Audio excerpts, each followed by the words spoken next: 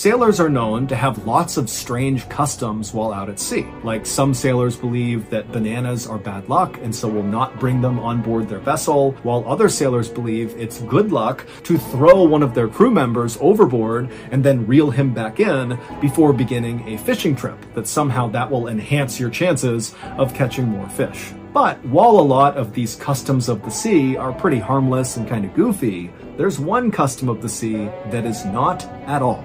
It is extremely serious and very, very dark. It's known simply as the delicate question, and in short, once a sailor asks this delicate question under certain circumstances, there's no going back for that crew. And today, we're going to learn about one of the most famous examples of this custom being carried out in real life. But before we get into today's story, if you're a fan of the strange, dark, and mysterious delivered in story format, then you come to the right place because that's all we do, and we upload once a week. So if that's of interest to you, please go through all the Like Button's social media posts and correct their spelling and grammar in the comments section. Also, please subscribe to our channel and turn on all notifications so you don't miss any of our weekly uploads. Okay, let's get into today's story.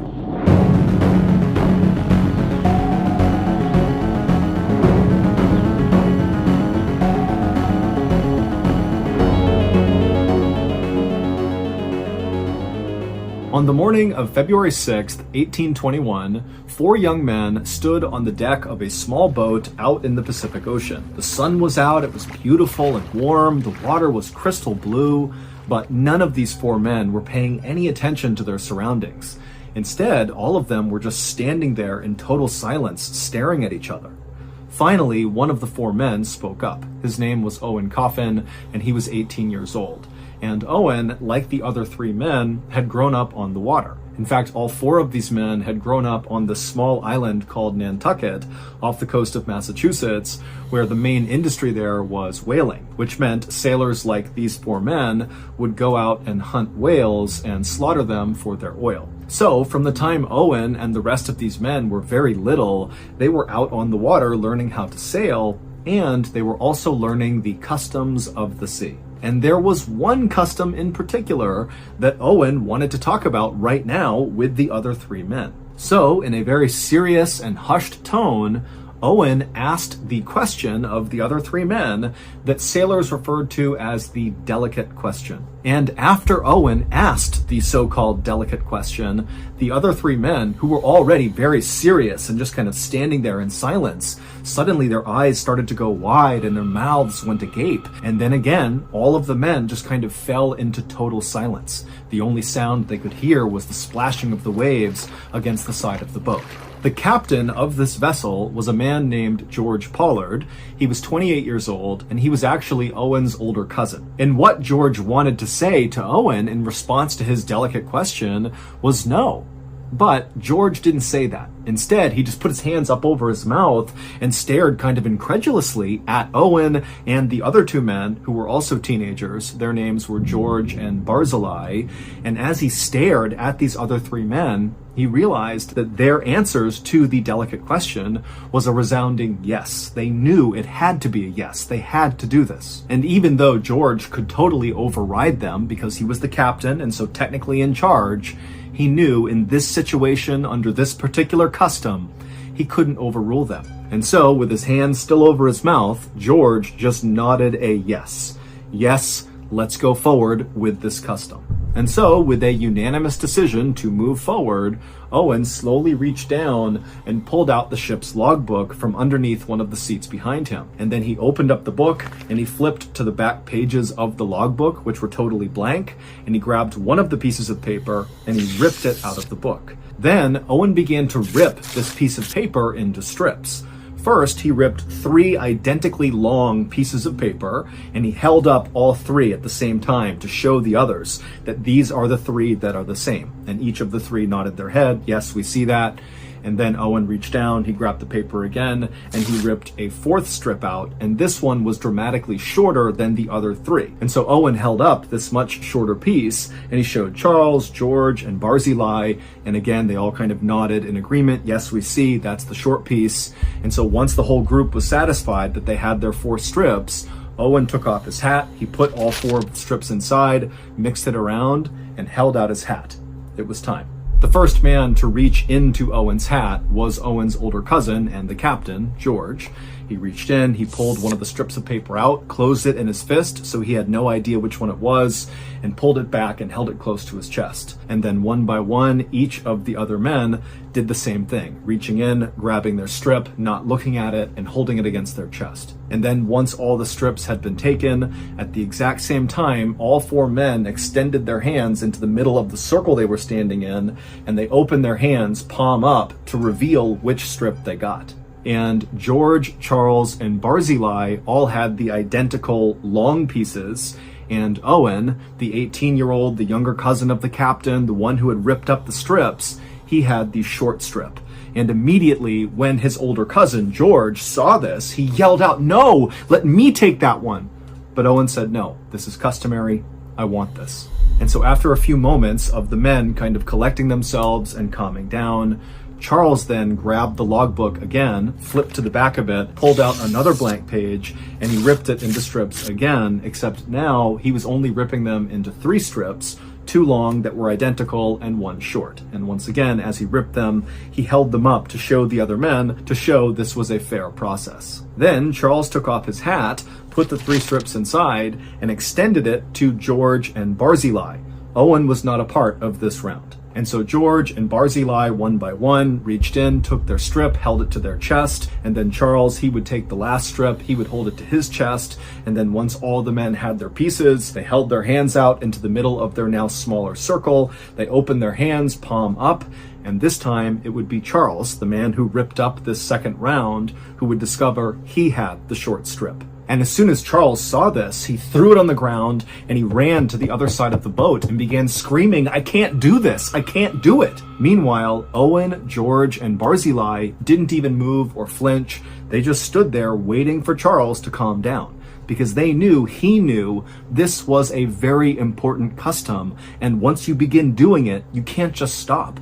Charles would have to come back over and play his role. And so after a few minutes of Charles still kind of calling out that he couldn't do this, tears are coming down his face, he finally wiped the tears, he calmed himself down, and he walked back over to the group, who again, they hadn't moved. George, Barzillai, and Owen, they're just standing there waiting to continue this custom. And so as Charles began coming back over, looking ready to continue, George, without even saying anything, reached down and unlatched a door on the side of the boat. He opened it up, he reached in, and he pulled out this long object that was wrapped in canvas. And then he handed this object to Charles. And then once Charles had possession of this object, Owen, the man who had first drawn the short piece of paper, said to the group, "Now it's time for a moment of silence," even though at this point none of the men were talking. But still, they formed a tight circle with Charles holding this object, and they all bowed their heads, and they just stood there in total silence. And then, once Owen raised his head, the other 3 did as well, and Owen, one by one, touched the shoulders of each of the men and reminded them that this had been a fair process. Then, without saying another word, Owen turned away from the group. He walked over to the edge of the boat, looking out over the water. He got down on his knees. He made sure his posture was good, and he looked out over the water. Owen had always loved the ocean, even though his own father had died out at sea. But this particular whaling expedition that Owen had been on, he thought went extremely well, and he was very proud of what they had all accomplished. And Owen was especially proud to be a part of this particular custom. This custom was one that so few people ever took part in, but all sailors knew about it. It was kind of like the forbidden custom. And here he was playing a central role, which really required a lot of strength. And so feeling very proud of himself, Owen, after looking out over the water for a few more moments, he bent down and put his chin on the edge of the boat, which signaled to Charles it was time. And then once Charles saw that Owen was in position, he stepped away from George and Barzillai and walked over to Owen, carrying this object wrapped in canvas. And then once he was right behind Owen, without saying a word to him, he unwrapped the object, and it was a rifle.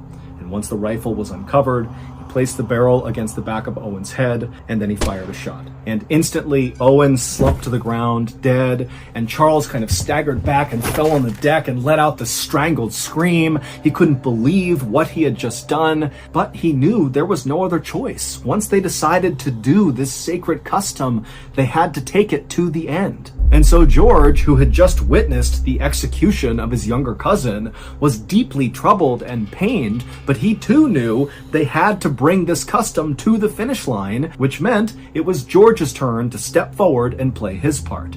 And so George walked up to his now dead younger cousin, and George pulled out a serrated knife and cut off Owen's head. And then once Owen's head was removed, he placed it on the deck so Owen's face was looking away from the other men, like he couldn't see what they were going to do. And then once the head was in place, George went back to Owen's body and began cutting him open and pulling his organs out and handing them to Charles and Barzillai. George also began cutting off long strips of Owen's flesh, creating sort of like fillets. And then, even though there was a spot on the boat to have a fire, the three men decided they just could not wait. And before long, the only sound that could be heard on board this little boat floating out at sea on the Pacific Ocean was the sound of Charles, George, and Barzillai tearing into Owen's raw flesh with their teeth, turning their beards bright red with his blood.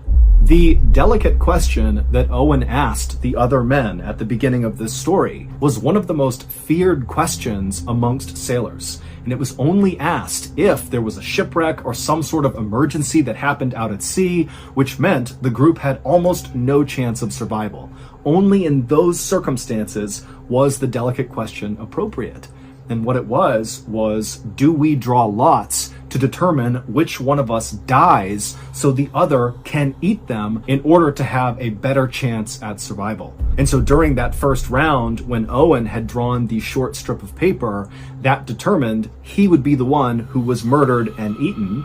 And then in the second round, when Charles drew the short strip of paper, that meant he would be the one to kill Owen. On February 6th, 1821, the day that Owen posed the delicate question, he and the other three men had been lost at sea for the past 3 months after a whale had struck the side of their whaling boat and left them adrift with almost no food and no water. There had been other men on board the Essex who had died from starvation and exposure, and their bodies had been consumed by the surviving sailors until on February 6th, they were down to just these 4 men and no more bodies to eat, which is why they decided it was time. They had to ask the delicate question. 17 days after Owen sacrificed himself so the others could eat him, another boat happened to drift past the stranded Essex boat, which now only contained Charles and George. Barzillai had died of starvation 5 days after they killed Owen, and Barzillai had been eaten by George and Charles as well. And as this other ship passed by the Essex and they looked on board, all they saw were skeletons of the men that had died and been eaten, and Charles and George were on opposite ends of the boat, curled up in a ball, chewing on human finger bones, trying to get the last bits of flesh off. And their bodies were totally emaciated, their hair and their beards were wild, they looked totally feral. And then when this boat actually came up alongside the Essex and boarded to rescue Charles and George looked terrified. It was like they had totally lost their grip on reality. They had been lost at sea for 94 days and had consumed all of their friends, and so it makes sense they might go kind of crazy.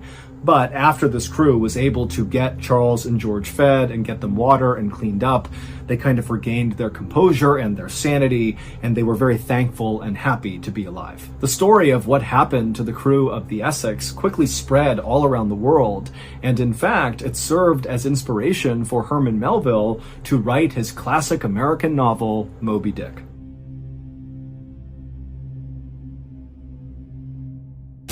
On March 22nd, 1994, 4 people were sitting in a circle inside of a dark hotel room in England. In front of them was a homemade Ouija board. The 4 people in the hotel room reached out 1 finger each and placed that finger on a glass cup that was flipped upside down, resting in the middle of this Ouija board. After looking around at each other nervously, one of the 4 people began to speak out loud. They asked the room if there were any spirits with them right now, and nothing happened. The 4 people started to laugh at themselves for even trying to do this, when suddenly the glass cup began to move. As the 4 people stared at each other, trying to figure out if one of them was moving the cup on purpose, the glass cup slid all the way to the corner of the board and came to a stop over the word yes. This Ouija board session would not only become one of the most famous Ouija board sessions of all time, but also it would have a dramatic impact on a major criminal case. So that's going to do it. If you enjoyed today's story and you want to hear more like it, be sure to check out our podcast called the MRBALLEN Podcast, which is available exclusively on Amazon Music. There is a link